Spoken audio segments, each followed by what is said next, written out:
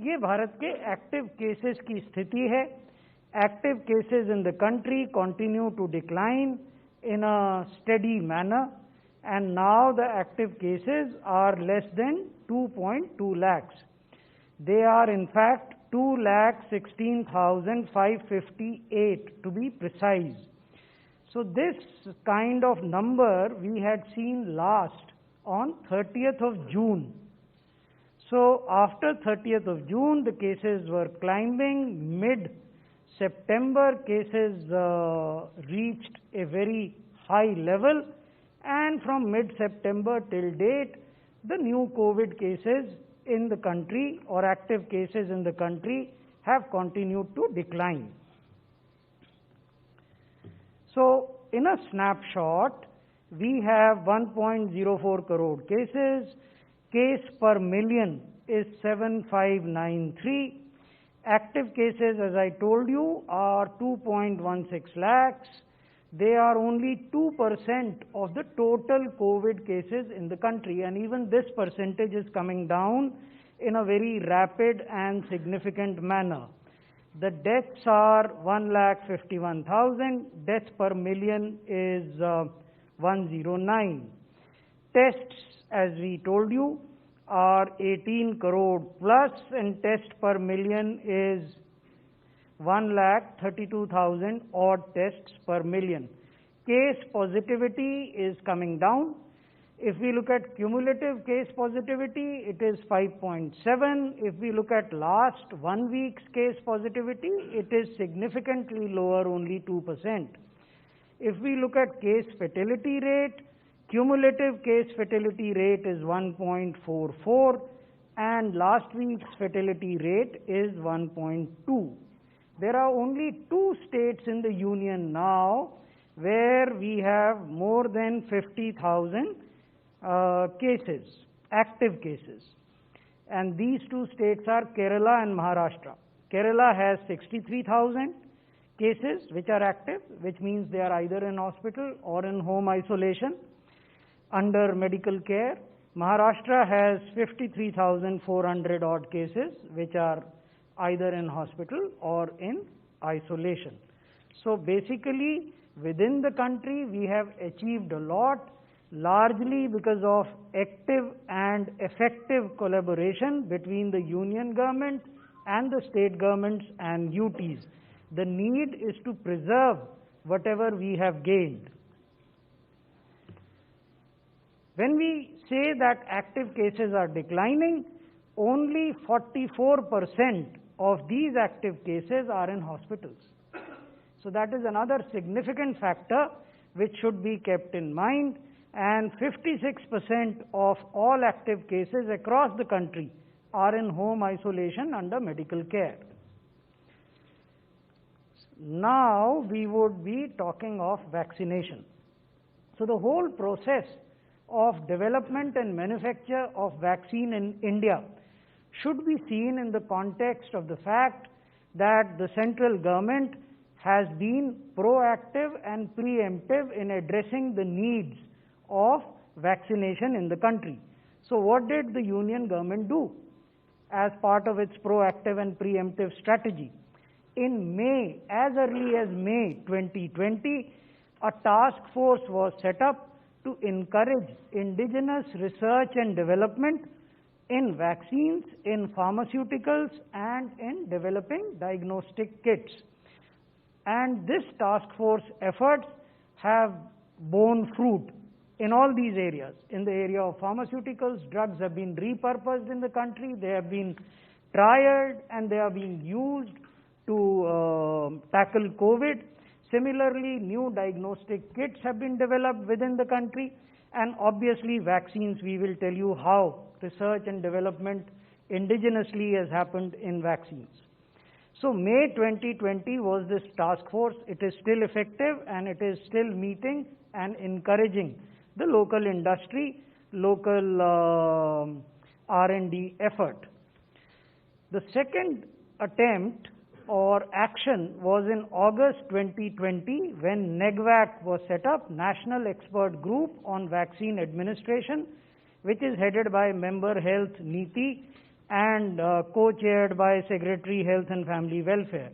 So this group has been looking at prioritization of population to be vaccinated, types of vaccines which can be procured, logistics which are related to vaccine, management of adverse events following vaccination, and also development of a digital platform to track not only the movement of vaccines but also the movement of beneficiaries who have been vaccinated. तो ये दो बड़े काम भारत सरकार ने मई और अगस्त में किए थे, जिनकी वजह से अब हम उनके अच्छे परिणाम देख रहे हैं, चाहे वो वैक्सीन्स का डेवलपमेंट हो, फार्मास्यूटिकल्स का हो या डायग्नोस्टिक किट्स का हो। दो वैक्सीन हैं, एक कोविशील्ड और एक कोवैक्सिन, जिनको कि इमरजेंसी यूज ऑथराइजेशन, जिसे पॉपुलर लैंग्वेज में कहा जाता है EUA, दिया गया है। हमारा जो देश का कानून है new drugs and clinical trial rules 2019, उसमें इसे एक्सेलरेटेड अप्रूवल प्रोसेस कहते हैं। ये दोनों वैक्सीन अपनी सेफ्टी और इम्यूनोजेनेसिटी को स्टैब्लिश कर चुके हैं through a well prescribed regulatory process.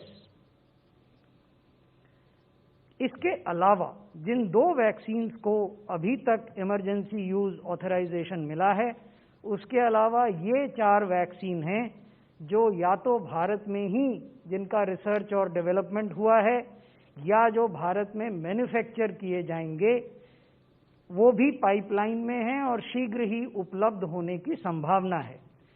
पहली वैक्सीन है जाइडस कैडिला की वैक्सीन। इसमें फेज 2 का जो ट्रायल है वो दिसंबर माह में पूरा हो गया था। फेज 3 ट्रायल प्रारंभ करने की अनुमति ड्रग्स कंट्रोलर जनरल ने इस कंपनी को दी है और वो इसको प्रारंभ कर रहे हैं।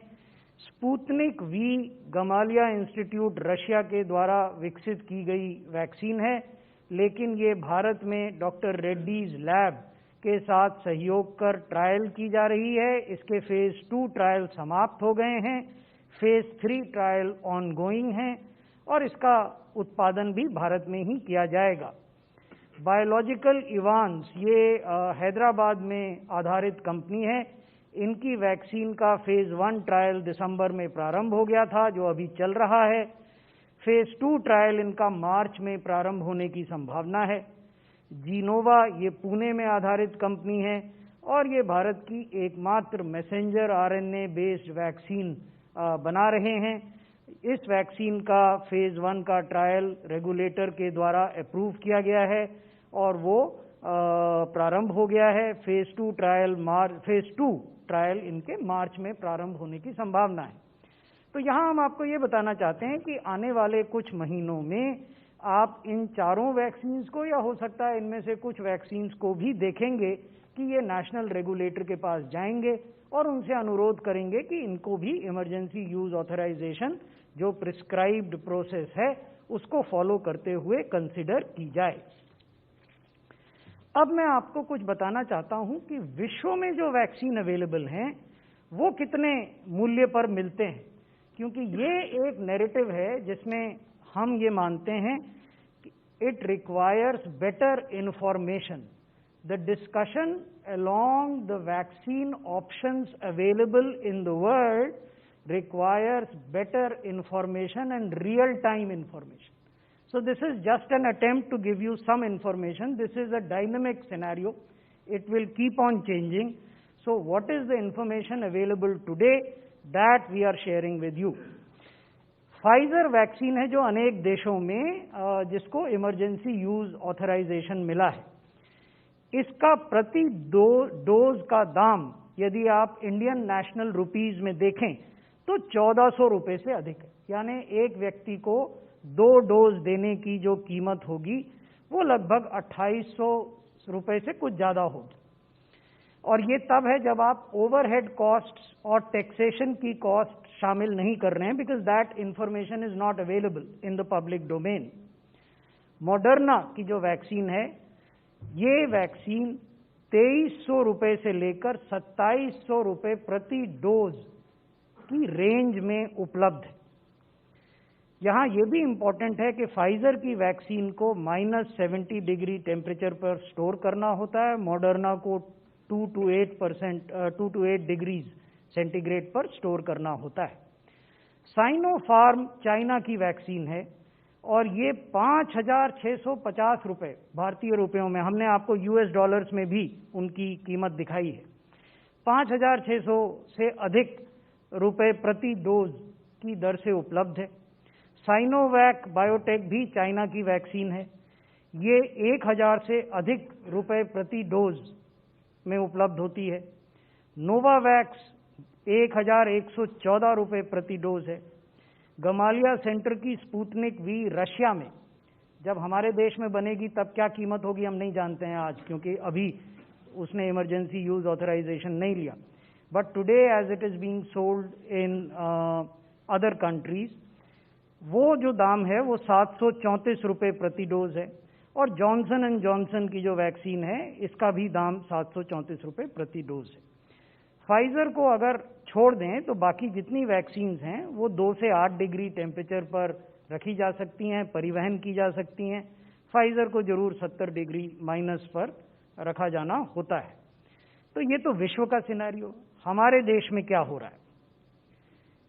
हमारे देश का सिनेरियो ये है, भारत सरकार ने 110 लाख डोजेज कोविशील्ड वैक्सीन की SII यानी सीरम इंस्टीट्यूट ऑफ इंडिया से एट द कॉस्ट ऑफ ₹200 पर डोज प्रोक्योरमेंट करने का एग्रीमेंट किया है। इसी प्रकार भारत सरकार ने कोवैक्सीन वैक्सीन की 55 लाख डोजेज भारत बायोटेक से प्रोक्योर करने का निर्णय लिया है। ये जो 55 लाख हैं इनमें से 38,50,000 डोजेज ऐसी हैं जिनकी कीमत 295 रुपये प्रति डोज है, excluding taxes obviously, because the earlier rates were also excluding taxes. BBIL is providing 16.50 lakh doses of Covaxin free of cost to the central government as a special gesture. तो अगर आप ये पूरे 55 लाख का दाम देखें, क्योंकि हम भुगतान 38,50,000 का ही करेंगे और 16,50,000 फ्री में उपलब्ध कराई जाएंगी, तो उसकी प्रति डोज की कॉस्ट 206 रुपये होती है। हम चाहते थे कि ये जानकारी हम आपसे शेयर करें ताकि इस पर जो less than adequately informed discussions हो रहे हैं उन पर विराम लगे। क्या तैयारियां हुई हैं रोल आउट के लिए? जैसा आप सब जानते हैं, माननीय प्रधानमंत्री जी ने कल सभी राज्यों के माननीय मुख्यमंत्री जी से और माननीय उपराज्यपाल गण से और माननीय प्रशासक गणों से विमर्श किया था। उसमें उन्होंने कुछ दिशा निर्देश भी दिए थे जिससे आप अवगत हैं, आप लोगों ने अपने अपने मीडिया हाउस के लिए उसको कवर भी किया है। तो राज्यों के साथ भारत सरकार का बहुत नज़दीकी कोलैबोरेशन हो रहा है वैक्सीन के रोल आउट के लिए। सभी तैयारियां सुनिश्चित की गई हैं। All preparations are on track for the vaccine roll out from 16 January 2021। तो तैयारियों में क्या किया गया है? सबसे महत्वपूर्ण है लोगों को प्रशिक्षित करना। अलग अलग लोगों को अलग अलग जिम्मेवारियां निभानी हैं। Different category of professionals would be discharging different responsibilities. Therefore, there is a need to train them to discharge those responsibilities to the best of their abilities. 26 virtual meeting और ट्रेनिंग आयोजित की गई हैं। 2,360 मास्टर ट्रेनर जो सभी राज्यों में हैं उनको ट्रेन किया गया है। इन 2,360 मास्टर ट्रेनर्स ने 61,000 प्रोग्राम मैनेजर्स को ट्रेन किया है, 2 लाख वैक्सीनेटर्स को ट्रेन किया है और 3,70,000 अदर वैक्सीनेशन टीम मेंबर्स को प्रशिक्षित किया है। हमने आपको पहले बताया था कि एक वैक्सीनेशन टीम में 5 सदस्य होंगे जिसमें एक वैक्सीनेटर होगा और 4 अन्य लोग होंगे। तो वो जो 4 अन्य लोग हैं उनका प्रशिक्षण भी आवश्यक है। वही संख्या 3,70,000 की है और जो वैक्सीनेटर हैं वो 2 लाख है। There are 5 key principles for this entire exercise which will last maybe beyond 1 year. So the first key principle is to ensure people's participation, जन भागीदारी सुनिश्चित किया जाना बहुत आवश्यक है। दूसरा जो प्रिंसिपल है वो है utilise the experience of elections and universal immunisation programme. तीसरा है किसी भी एग्जिस्टिंग हेल्थ केयर सर्विसेज पर इसका कुप्रभाव न पड़े, खासकर जो राष्ट्रीय कार्यक्रम है। यानी हम ये नहीं चाहते, जब कोविड प्रारंभ हुआ था तो बहुत सारी स्वास्थ्य सेवाएं बंद हो गई थीं, ऐसा न हो। अधिकतम यही हो सकता है कि अगर किसी चीज़ को हमें 2-3 दिन या 1 हफ्ते रीशेड्यूल करना है तो वो करें, लेकिन कोई भी स्वास्थ्य सेवा बंद न हो जब हम कोविड वैक्सीनेशन चला रहे हैं। No compromise on scientific and regulatory norms and other standard operating procedures. Since we are and state governments are governed by these standard operating procedures, and since these SOPs are in the public domain and therefore transparent, we would expect that everyone would very scrupulously follow these SOPs while the vaccination rolls out in the country. और ये जो पूरी प्रक्रिया है ये तकनीक पर आधारित है, आईटी पर आधारित है, सूचना प्रौद्योगिकी पर आधारित है। Orderly smooth implementation driven by technology. ये हम आपको पहले भी बता चुके हैं कि सीक्वेंशियल रोल आउट है, डिपेंडिंग ऑन अवेलेबिलिटी वो ओवरलैप भी कर सकता है, लेकिन शुरुआती दौर में हमें लगता है कि ये सीक्वेंशियल ही रहेगा, क्योंकि प्रारंभ में वैक्सीन की उपलब्धता सीमित होगी। पहली प्राथमिकता में पब्लिक हेल्थ फैसिलिटीज़ और प्राइवेट हेल्थ फैसिलिटीज़ में काम करने वाले हेल्थ केयर वर्कर्स हैं, जिनका वैक्सीनेशन 16 तारीख से प्रारंभ होगा। इसमें लगभग 1 करोड़ लोग हैं। उसके बाद फ्रंट लाइन वर्कर्स हैं, उसमें 2 करोड़ लोग हैं। उसके बाद प्रायोरिटाइज्ड एज ग्रुप्स हैं, जिसमें 27 करोड़ लोग हैं, 50 साल से ऊपर वाले और 50 साल से नीचे कोमॉर्बिडिटी वाले लोग। महत्वपूर्ण बात यह है, जो कल माननीय प्रधानमंत्री जी ने भी बताई, कि cost of vaccination of health care workers and front line workers will be borne by the central government. States को इस पर कोई भी पैसा खर्च करने की आवश्यकता नहीं है। ये भी बहुत महत्वपूर्ण है, क्योंकि आने वाले दिनों में, आज ही से मैंने देखा कि अनेक मीडिया हाउसेज और चैनल्स इसको कवर कर रहे थे। आपको पता रहना चाहिए, जैसा हमने पहले बताया था, कि 4 बड़े स्टोर्स हैं जिनमें ये वैक्सीन आ रही है, जो भारत सरकार के हैं। उनको हम GMSD कहते हैं। करनाल में, कलकत्ता में, चेन्नई में और मुंबई में। हर राज्य में एक न एक रीजनल वैक्सीन स्टोर है। These are all temperature controlled stores. लेकिन कुछ राज्य हैं, बड़े राज्य, जहां एक से ज्यादा हैं।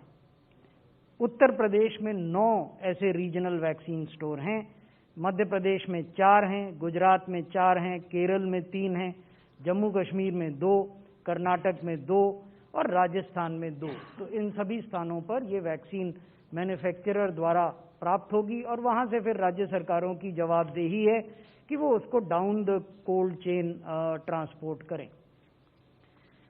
जब हम आपसे बात कर रहे हैं तब की स्थिति क्या है? देश भर में 54,72,000 डोजेज ऑलरेडी, जो पॉइंट्स मैंने आपको बताए, वहां रिसीव हो गई हैं और 100% डोजेज 14 जनवरी 2021 तक रिसीव हो जाएंगी। व्हेन आई से 100%, उसका अर्थ है 1,10,00,000 डोजेज जो कि SII से आएंगी और 55 लाख डोजेज जो कि भारत बायोटेक लिमिटेड से आएंगी। प्रत्येक वैक्सीनेशन साइट पर कुछ IEC मटेरियल भी उपलब्ध होगा और राज्य सरकारें इसको क्षेत्रीय भाषाओं में उपलब्ध कराएंगी। ये IEC मटेरियल 3 तरह की थीम्स पर आधारित होंगे। ये मैं आपको वास्तविक मटेरियल दिखा रहा हूं जो डिस्प्ले होंगे। पहला थीम है कोविड अप्रोप्रिएट बिहेवियर का। क्यों इसकी आवश्यकता है उस पर हम आगे आएंगे, लेकिन हम ये कह रहे हैं कि वैक्सीनेशन के बाद भी कोविड अप्रोप्रिएट बिहेवियर को छोड़ना नहीं है। दूसरा जो क्रिएटिव है वो ये कहता है कि वैक्सीन सेफ है, तो वैक्सीन लगाने में कोई हिचकिचाहट नहीं होनी चाहिए। और तीसरा जो है वो ये कहता है कि कौन कौन से डॉक्यूमेंट आप इस्तेमाल कर सकते हैं अपनी पहचान को स्टैब्लिश करने के लिए वैक्सीनेशन सेंटर पर। ये लगभग उसी तर्ज पर है जैसा कि इलेक्शन में आप जब आप वोट डालने जाते हैं तो इलेक्शन बूथ पर एक बड़ा सा पर्चा लगा होता है जो बताता है कि ये 12 प्रकार के आइडेंटिटी डॉक्यूमेंट आप दिखाकर अपनी आइडेंटिटी एस्टैब्लिश कर सकते हैं। हमारी राज्यों से क्या अपेक्षाएं हैं? Our expectations from state governments and UTs is that all logistics should be ready for the actual rollout from 16th of January 2021. We also expect that the states at the highest level will exercise continuous oversight and personal involvement on this entire process of rollout. ये इसलिए जरूरी है क्योंकि ये कोई एक दिन, 10 दिन या एक महीने की प्रक्रिया नहीं है। We are not a country with a population of 6 crore. We are a country with a population of 137 crore. So therefore we need to ensure that while we proceed ahead, this is monitored at every level in the state as well as UTs. This will ensure that all targeted beneficiaries receive the vaccine. This will also ensure that there is no wastage, because we have started getting news of wastage happening in Western countries. This will ensure that everyone knows what they are supposed to do, because that is also a kind of feedback that we are getting. Because as we speak to you today, there are roughly 50 plus countries in the world where vaccination has started. But all these 50 plus countries have population which is much smaller than ours. So therefore our challenge is that much greater. It is that much more complex. Therefore we need to be more prepared. फिर हमारी अपेक्षा ये है कि जो संवाद हो उस पर विशेष ध्यान दिया जाए, स्पेशल फोकस ऑन कम्युनिकेशन।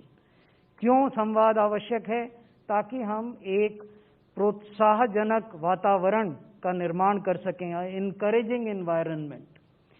किस बात का एनवायरनमेंट? कि वैक्सीन सेफ हैं, वैक्सीन लगाने से आपके शरीर में रोग प्रतिरोधक क्षमता पैदा होती है, immunogenicity.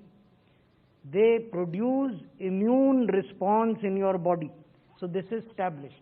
There is absolutely no doubt about safety and immunogenicity. सबसे महत्वपूर्ण बात, there is a gap of 28 days between 2 doses, at least for the vaccines that we are administering in this country.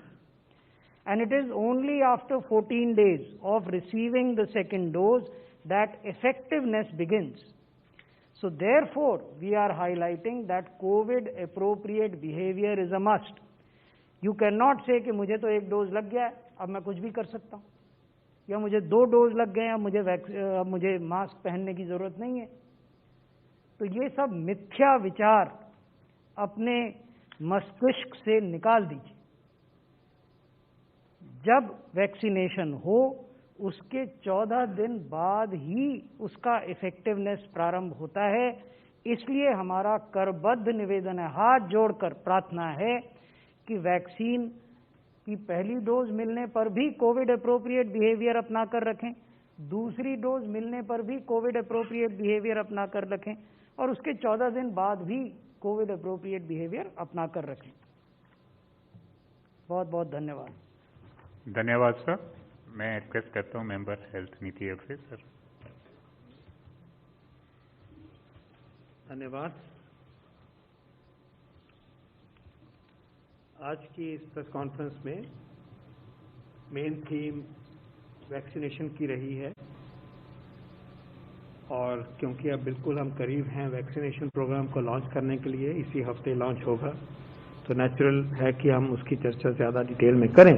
लेकिन ये भी नहीं भूलना चाहिए अभी भी कि इस महामारी का प्रकोप विश्व में बहुत ज़ोरों से चला हुआ है। हमारे देश में लगातार केसेस में कमी आ रही है, और उससे भी ज़्यादा रीअश्योरिंग बात है कि डेथ्स में बहुत सिग्निफिकेंट कमी आई है। उसका नंबर 200 से नीचे है, अच्छी तरह से 167 है कल की अगर नंबर देखें। और केस फैटेलिटी रेट, जो मोर्टेलिटी रेट है, वो भी we are holding, we are at a low number, and this is a very consistent pattern that we have seen in the last several weeks now, very reassuring. लेकिन उस situation में बिल्कुल नहीं है हम कि अपनी कार्ड को लो करें, अपनी सावधानियां कम करें, and also our responsibility toward our aggressive testing strategy, our containment strategy, contact tracing, all that has to be carefully monitored. As also those who become positive, their care, whether at home or in hospitals, has to be optimally instituted without any dilution in the standard of care. पहला तो यही आपके समक्ष प्रस्तुत करा है हम सब ने मिलकर. But we have a very encouraging, very optimistic, very heartening development later this week when the vaccination program will be launched on the 16th of January. And we are very pleased to share with you the level, the depth and the breadth of preparation in that regard. We believe it is very much in our grasp to mount a great program, the world's largest vaccination program eventually, as we build it up over months to come. And the beginning of that, we believe, would be very robust, very smooth, with the full cooperation of people, the state governments, and all of you. We do expect media to be playing a very important role, very, very important role, और ये हमारे आपसे बहुत एक महत्वपूर्ण निवेदन है कि इसमें आप सपोर्ट करिए. ये अनयूजुअल सर्कमस्टांसेस हैं, सेंचुरीज में एक बारी आता है, लाइफ टाइम में एक बारी ऐसा मोमेंट आया है, तो इसको आप पूरी तरह से सपोर्ट करिए, इसकी पॉजिटिव एटमॉस्फेयर क्रिएट करिए, ठीक मैसेजिंग में मदद करिए, कॉन्फिडेंस के लिए मदद करिए. एक नेशनल राष्ट्रीय आह्वान है और राष्ट्रीय मिशन है ये हमारे सामने. इसमें हमें और भी गर्व होता है कि देश में ही निर्मित 2 वैक्सीन इस्तेमाल किए जाएंगे, और इन वैक्सीन के बारे में और बातें हम बताते रहते हैं, लेकिन आज हमने आपके सामने उद्धृत किया है कि क्योंकि अपने देश में बने हैं, वो कितने अफोर्डेबल हैं, कितने किफ़ायती हैं, कितने अच्छे हैं. और अगर आप, जैसे माननीय प्रधानमंत्री जी ने कल कहा कि सोचिए उस माहौल को कि अगर हमें इस कार्यक्रम के लिए बाहर के वैक्सीन लाके यहाँ करोड़ों व्यक्तियों को देने होते तो हम कहाँ रहते. तो आज फिर एक दिन ऐसा है कि हम अपने वैज्ञानिकों को, अपनी वैक्सीन इंडस्ट्री को और सब जो साथ दिया है इसमें, सब ने इस तरफ पहुँचने का, एडमिनिस्ट्रेशन से, लोगों से, उसको हम आज फिर सैल्यूट करते हैं और धन्यवाद भी देते हैं कि हम अपने देश में इतने बड़े काम को अपने दम पे कर सकते हैं. और देश के लिए ही नहीं, हम दुनिया के लिए भी इस काम को करने की क्षमता भी रखते हैं और जिम्मेवारी भी महसूस करते हैं, और किया भी जाएगा. चिन्हित करना चाहेंगे कि दोनों ही वैक्सीन जो इमरजेंसी यूज ऑथराइजेशन के लिए कर दिए गए हैं, ऑथराइज कर दिए गए हैं, वो बिल्कुल हमें कोई डाउट नहीं होना चाहिए कि वो सेफ हैं. ये दोनों vaccine safest of the vaccine हैं. इनका अगर आप डेटा देखें, हजारों व्यक्तियों में इनको टेस्ट किया गया है, दोनों वैक्सीन को कुल मिला के अगर आप देखें तो साइड इफेक्ट्स आर नेग्लिजिबल. और किसी भी, जितने भी वैक्सीन हैं हमारे, टेटनस टॉक्सर से लेके हेपेटाइटिस तक, तो उनके साथ भी अगर आप कंपेयर करेंगे तो ये उनमें कम से कम साइड इफेक्ट्स वाले, एडवर्स इफेक्ट वाले वैक्सीन है. कोई रिस्क नहीं है. There is no risk of any significance. Let's be reassured, give this message. और इस मैसेज को बिल्कुल आपके सामने सच्चाई और जिम्मेवारी से हम प्रस्तुत कर रहे हैं. मामूली दर्द होगा, टीका लगने से होता ही है, मामूली हरारत होगी, लेकिन सेफ है, बिल्कुल सेफ वैक्सीन है. और हमें इन वैक्सीन को अपनाना है और इन वैक्सीन के द्वारा अपने को बचाना है, अपने परिवार को बचाना है और देश को इस महामारी से उभारना है. मैं ये कहना चाहूँगा कि हम शुरुआत स्वास्थ्य कर्मियों से कर रहे हैं और देश ने इस फैसले को सपोर्ट किया और माना कि शुरुआत होनी चाहिए इन्हीं प्रोफेशनल से शुरुआत होनी चाहिए, क्योंकि इन्होंने मिलकर हमें इस महामारी के कुछ दुष्प्रभावों को बहुत बहुत हद तक बचाया और आगे भी इन्होंने ही बचाना है। तो जब स्वास्थ्य कर्मियों को वैक्सीन लगता है तो एक तसल्ली उनको मिलती है, उनके परिवारजनों को साथ देने की ताकत बढ़ती है, क्योंकि एक बार बार आप बात सुनते हैं मीडिया में कि डॉक्टर या नर्स घर नहीं जा रहे थे कि काम करने के बाद इन्फेक्शन लेके मैं घर जाऊं और मेरे पिताजी माताजी वहां है और मेरे बच्चा वहां है, इतना सेक्रीफाइस किया है। तो ये प्रोटेक्शन उनकी तो है ही, उनके द्वारा पर्टिकुलरली उनके परिवारजनों की प्रोटेक्शन भी इसमें उद्धृत है और समाज के लिए भी है कि संक्रमण आगे नहीं जाएगा। तो ये बहुत ही अच्छा फैसला है और सब देशों ने लगभग इसी तरह से इस वर्ग को सामने रखा है। तो आज वो दिन है जब हम अपील करना चाहेंगे, आह्वान देना चाहेंगे कि सब स्वास्थ्य कर्मी, चाहे वो एम्बुलेंस ड्राइवर हैं, सफाई कर्मचारी हैं, रिसेप्शन पे बैठने वाले हैं और हमारे नर्स भाई बहन हैं या हमारे डॉक्टर भाई बहन हैं, उनको आह्वान है कि आप आज जब ये मुहिम शुरू होगी पूरे कॉन्फिडेंस से, पूरे जोश से आगे आइए और इन वैक्सीन को अपनाइए। जो वैक्सीन आपके लिए चिन्हित होगा उसको आप अपनाइए। और मुझे इस बात से जुड़ी हुई आज एक बहुत सेटिस्फैक्शन की बात है कि कल इंडियन मेडिकल एसोसिएशन ने, जो कि डॉक्टर्स की सबसे बड़ी संस्था है, 3.5 लाख उनके मेंबर हैं, 1800 उनकी ब्रांचेस हैं देश भर में, उन्होंने इन वैक्सीन को अपनाने का फैसला किया है। उन्होंने they have given a call that every one of your members will embrace the vaccine and they have supported the great idea of having 2 indigenous vaccines for this great program.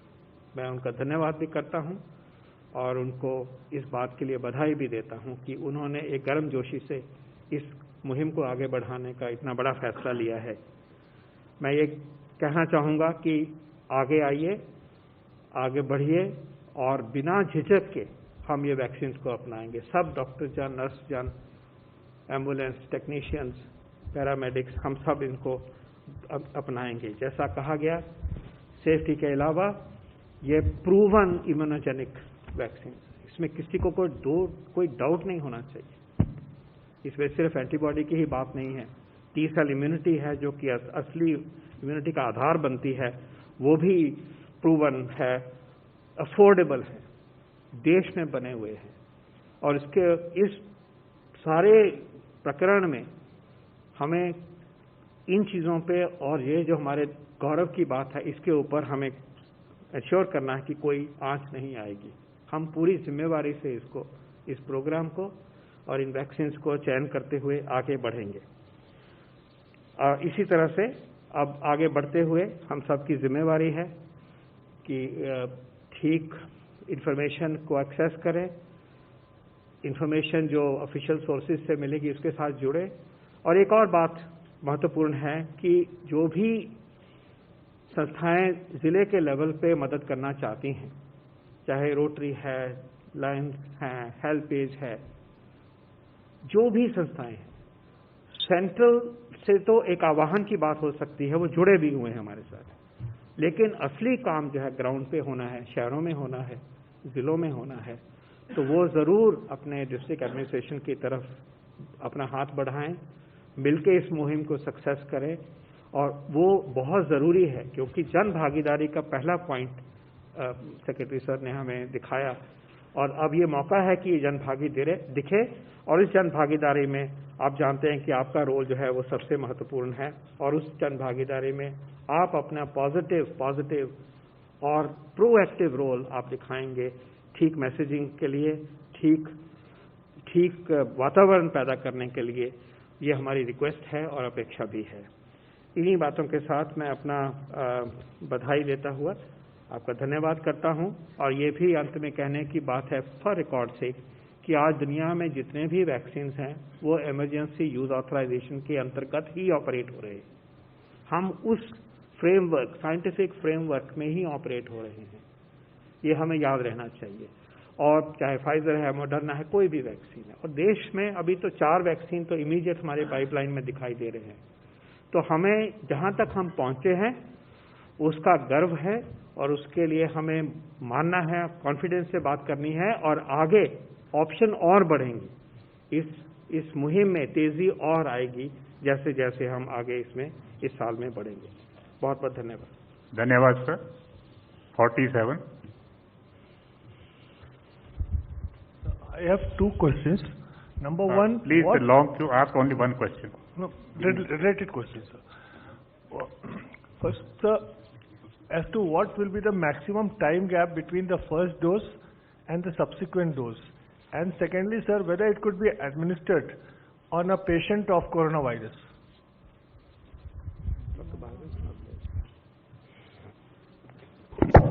Currently, the recommendations are very clear that it will be given at day 0 and day 28, 4 weeks apart, and as has been pointed out, the effect will come after 2 weeks of. At the moment, we are just considering on 0 to 28 days, and we would like to focus on that. There is some literature in the world which is showing that you can give up to 6 weeks, and some countries are also discussing whether it can be given at a bigger gap. But at the moment, we would like to stick to 4 weeks, and we would like our the first phase to be at 4 weeks till more knowledge is attained. 55.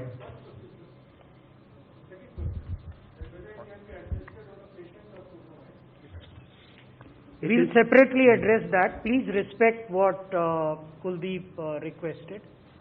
Yeah. Sir, I'd like to understand both Serum Institute and Bharat Biotech at various points have said that they have 50 million, and Bharat Biotech has said we have 10 million doses ready, and Covishield has 50 million stockpiled. So I'm curious to know, why have we only placed an order for 10 million when our needs are clearly much more? Thank you.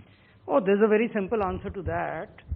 We would be staggering our supply orders. We are aware of this, and the people who are manufacturing and supplying, they are aware of it. 22.